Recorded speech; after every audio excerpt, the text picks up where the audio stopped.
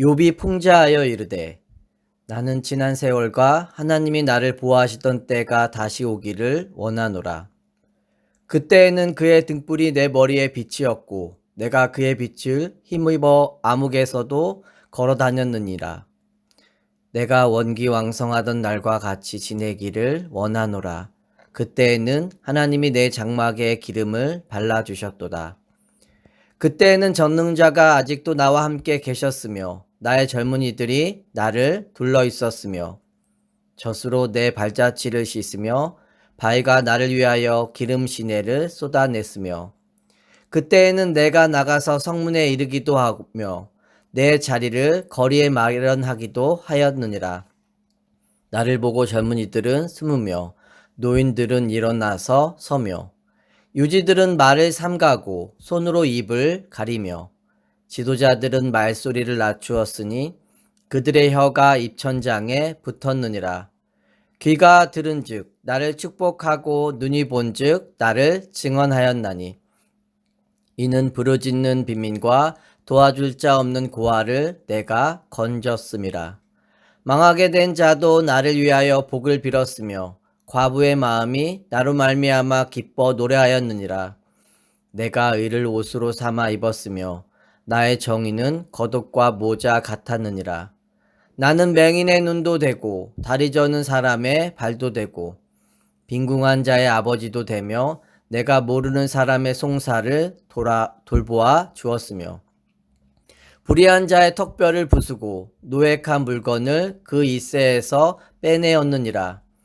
내가 스스로 말하기를 나는 내 보금자리에서 숨을 거두며 나의 날은 모래알 같이 많으리라 하였느니라.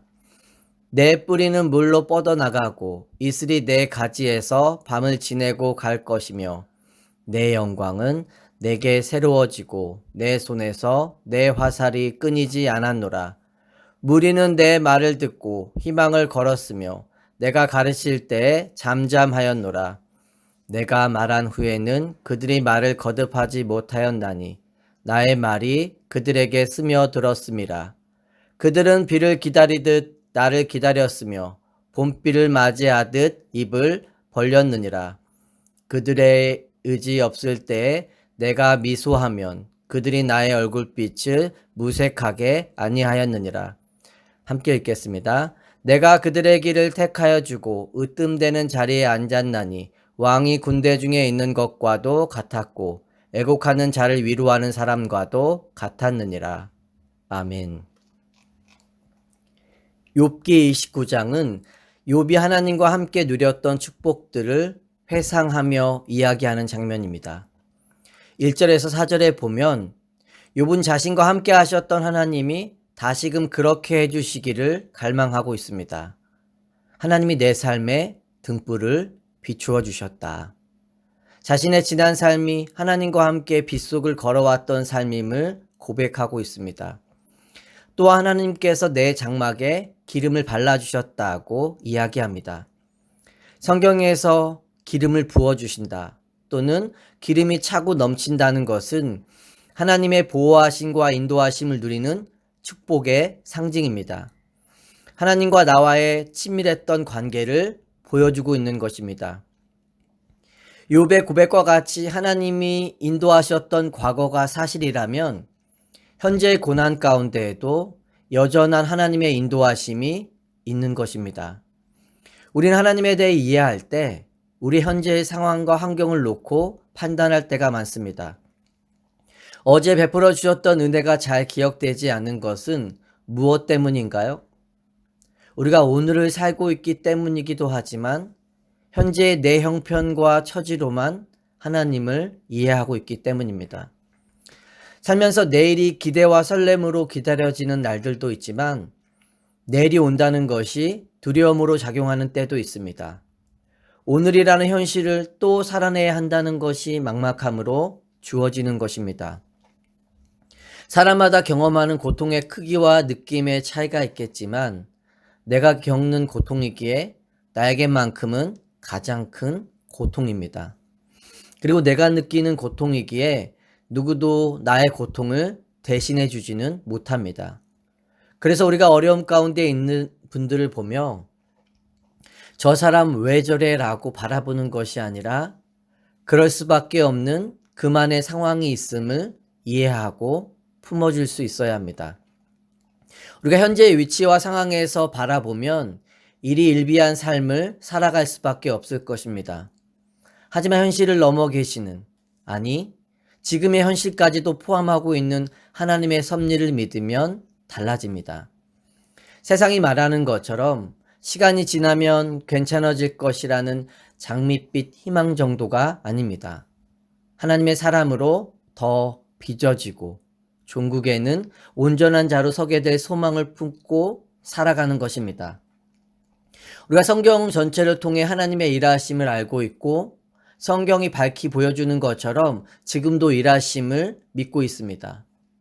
우리가 기대하고 생각했던 방법대로 만나주시고 일하시는 분은 아니지만 하나님은 오늘이라는 현실 속에서도 여전히 일하고 계십니다. 하나님이 일하신다는 것은 나의 모든 사건과 상황에 여전히 개입하고 계시다는 것입니다. 이것이 성경이 일관되게 이야기하는 하나님의 일하심이죠. 그래서 우리가 하나님의 일하심을 이해하기 위해서는 한 가지 사건을 항상 기억해야 합니다.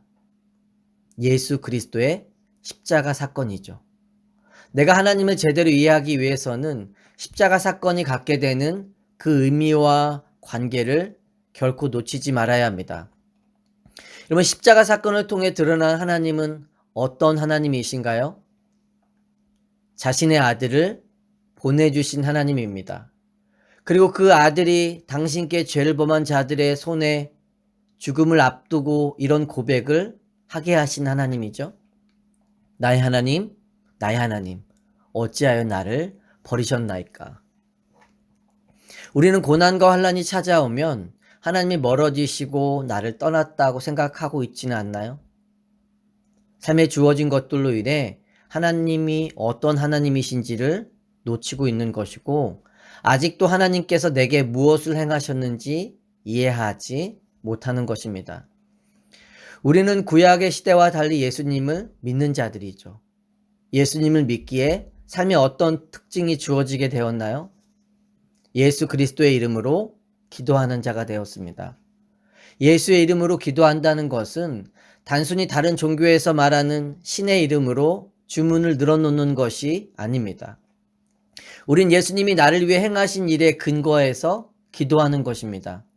십자가에 우리의 믿음의 고백이 있고 믿음의 유일한 길이 있음을 발견하게 됩니다. 그 십자가의 길로 가는 길이 좁고 험하기에 욥과 같이 죽는 것보다 더 고통스러움이 느껴지는 순간이 삶에 찾아올 수도 있습니다. 윤동주의 십자가라는 시에 보면 시인의 이런 고백이 있습니다. 괴로웠던 사나이 행복한 예수 그리스도에게처럼 십자가가 허락된다면 모가지를 들이우고 꽃처럼 피어나는 피를 어두워가는 하늘 밑에 조용히 흘리겠습니다.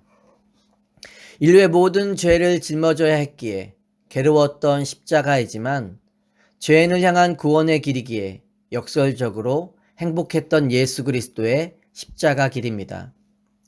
하나님의 부름받은 자로 어떤 이는 특별한 섭리와 인도하심 가운데 선교지에서 순교를 당하기도 합니다. 하지만 대부분의 그리스도인은 그런 순교의 삶으로 하나님의 뜻을 이루지는 않습니다. 날마다 십자가 앞에 내가 죽고 하나님의 뜻이 살아서 그 뜻이 이 땅 가운데 이루어내는 순교적 삶을 살아가게 됩니다. 하나님의 뜻을 이루어내는 순교적 삶을 우리가 어떻게 이해할 수 있을까요? 갈라디아서 2장 20절에 나타난 바울의 고백입니다. 세번역 성경으로 읽어드리면 다음과 같습니다. 나는 그리스도와 함께 십자가에 못 박혔습니다. 이제 살고 있는 것은 내가 아닙니다. 그리스도께서 내 안에서 살고 계십니다. 내가 지금 육신 안에서 살고 있는 삶은 나를 사랑하셔서 나를 위하여 자기 몸을 내어주신 하나님의 아들을 믿는 믿음 안에서 살아가는 것입니다. 우리가 피상적으로는 내 안에 그리스도께서 살고 계신다라고 말하면서도 그렇게 살지 못하는 이유가 무엇일까요? 내가 그리스도와 함께 십자가에 못 박혔음을 잊고 있기 때문입니다. 그리고 십자가 사건을 통해 예수를 믿는 믿음 안에서 살아가고 있다는 것을 놓치며 살고 있기 때문은 아닐까요? 그래서 예수님은 자신을 따라오는 삶에 대해 이렇게 정의해 주십니다. 누가복음 9장 23절 말씀인데 세번역 성경입니다. 예수께서 모든 사람에게 말씀하셨다. 나를 따라오려는 사람은 자기를 부인하고 날마다 자기 십자가를 지고 나를 따라오너라. 자기를 부인하고 내 자아를 십자가에 못 박는 것, 내가 마땅히 지어야 할 십자가를 지는 것, 그리고 예수님을 따라가는 것입니다.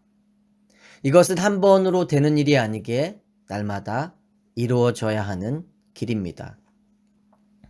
오늘 본문 7절에서 17절에 보면 성문에 욥의 자리가 마련되어 있다라고 이야기하죠.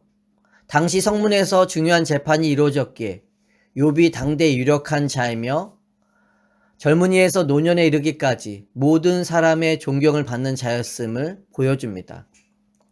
친구들이 이야기했던 것처럼 욥은 고아나 과부를 함부로 대하지 않았습니다. 하나님이 주신 것을 가지고 자기만 누리는 삶을 살지 않은 것입니다. 당대 약자들의 편에 서서 하나님의 선을 베푸는 자였음을 보여주고 있죠. 20절 이하에도 보면 욥의 지난 삶 가운데 하나님과의 수직적인 관계가 어떻게 수평적인 관계로 나타나고 있는지를 묘사하고 있습니다. 하나님 사랑이 이웃 사랑을 통해 어떻게 나타나야 하는지를 보여주죠. 성경은 우리가 그리스도 안에서 하나님의 형상을 닮은 존재로 다시 창조되었다라고 이야기합니다.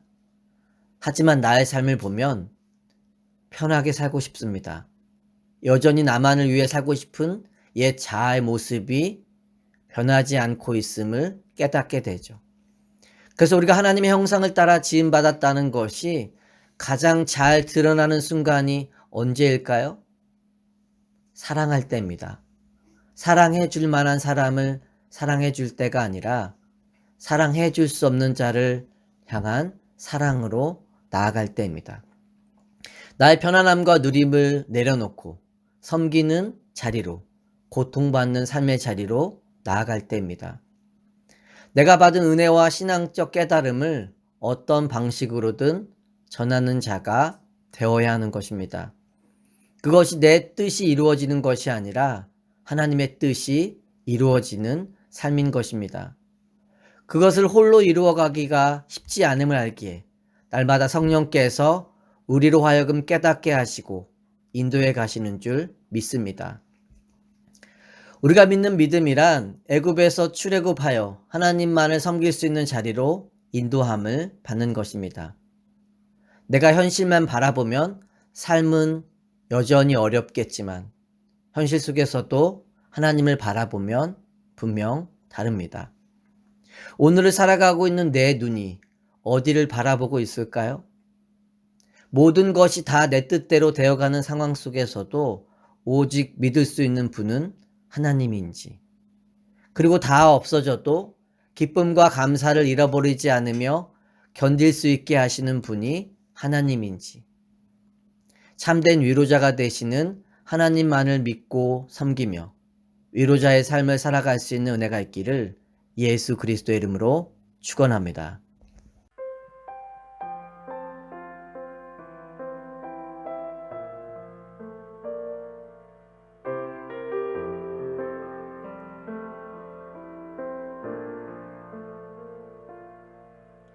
하나님의 부르심에는 후회하심이 없네. 내가 이 자리에 선 것도 주의 부르심이라.